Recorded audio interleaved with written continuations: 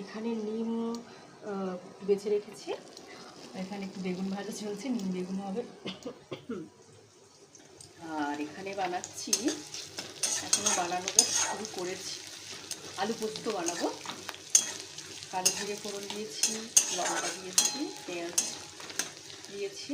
এটা হয়ে গেলে একটু টমেটো দেবো, সবজিগুলো ভেজে নিই, তারপরে যেরকম নর্মালি হয় পোস্ত বাটাটা দিয়ে দেবো।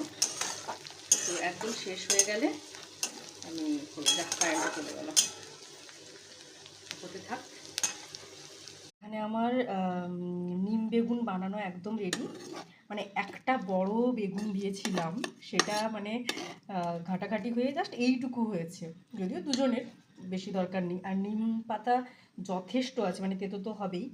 আর আমি একটু এই গরমকালটা নিম পাতা বা উচ্ছে বা একটু মানে টক জাতীয় জিনিস আর তেতো জাতীয় জিনিস একটু বেশিই খাই।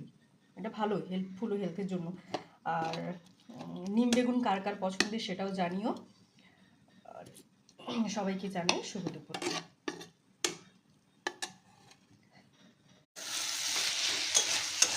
আলু চিড়েটা একদম ভাজা ভাজা হয়ে গেছে, পেঁয়াজ টমেটো দিয়ে এবার পোস্তটা দিয়ে দেবো।